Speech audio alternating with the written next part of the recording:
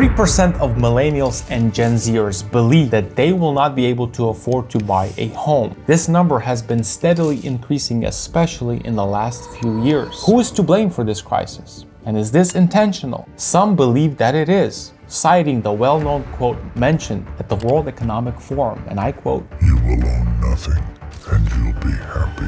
Just recently, Biden promised to fix this problem, but few Americans are buying it. Should we even rely on the government to address this crisis? Or are we doomed and we should just accept this and move on? To understand how we got here, we don't need to go back 30 or even 20 years ago. Let's just go back 10 years ago and refresh our memory as to what occurred since then. I'm talking about 2014. The housing market had finally started recovering after the 2008 crash, and there were plenty of homes on the market. Home prices were slowly climbing back up. Mortgage rates were hovering around low 4s, and borrowers whose credit history was now recovering since the crash were starting to re-enter the market again. In Sacramento, the average home price was at $380,000. So with these numbers, an average mortgage was at about $2,200 a month. That's quite affordable compared to today. People were happy. Everything finally got to a point where Americans could now afford a home, and their mortgage payment was now lower than the average rent. So buying a home made more sense than renting. But that did not last long. Something happened, which we had never seen before. Corporations,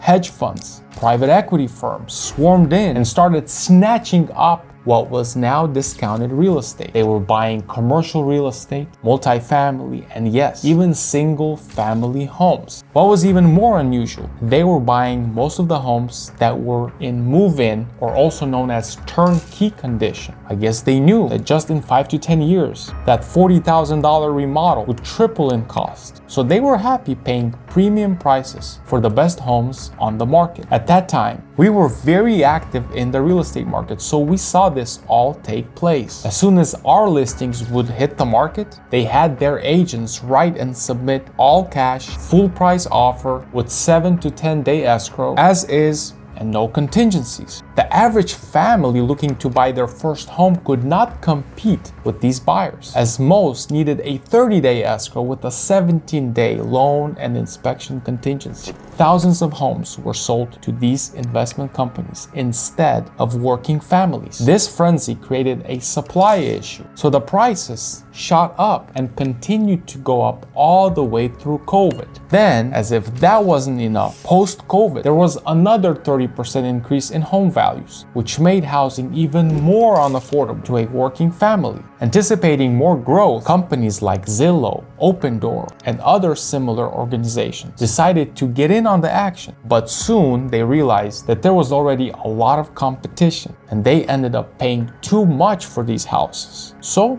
what did they do next? They decided to go directly to the homeowner in an effort to avoid the competition. Their algorithms and data would help them target the most likely to sell homeowners, or sellers who were down on their luck and were pushed into selling. Since they had multi-million-dollar marketing budgets to work with, they were able to reach hundreds of thousands of homeowners. Very often, they would use terms such as quick cash, as is, no stress, avoid high commissions, and similar jargons, which worked on the less informed homeowner. These aggressive tactics worked, and thousands of single-family homes were scooped up by these billion-dollar corporations. Houses that could have been a first-time buyer dream home were now turned to rentals. Then 2022 came along, and mortgage rates doubled, and thousands of families could no longer afford to buy a home. This alone took out 60% of home buyers. However, prices remain high due to low inventory, which is mainly due to the majority of homeowners whose rates right now are 3.5 or below, and they're not willing to give up that rate for something that's double that. But that's when it comes to existing homes. What about new construction homes? Well, builders are also not discounting their prices, since the cost of building has also been going up rapidly. Increased cost of materials, labor, permits, and additional regulations make it impossible for builders to lower house prices. So in order to get the buyers in, now home builders are throwing out bait such as rate buy downs, incentives, down payment assist, and all these type of programs in an effort to sell off their inventory. In addition to all this, inflation, gas prices, and overall cost of living has made it even more difficult not to just afford a mortgage payment, but to have any hopes of saving as little as 5% for a down payment.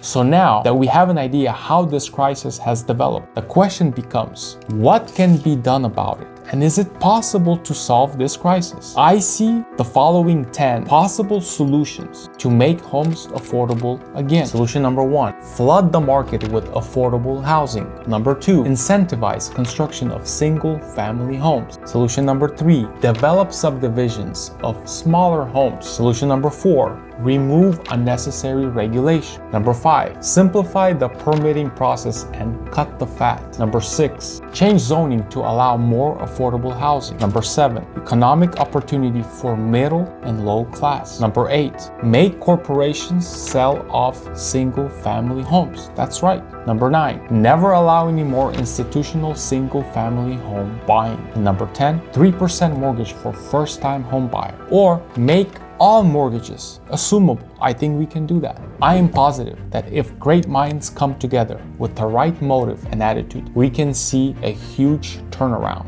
The question is, will there be enough willpower to come and work together to make this happen? This is not rocket science. We are talking about making human shelter affordable again. How difficult can this be? Well, as difficult as we allow it to be.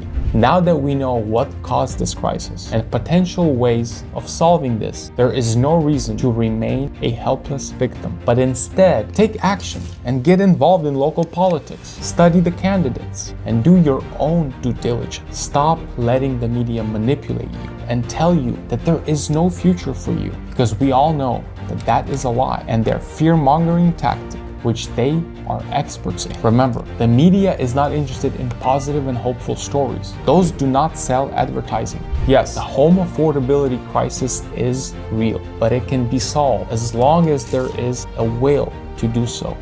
If you like this video, here's another one for you to watch. If you don't want to miss the next video, subscribe to the channel and hit the notification button.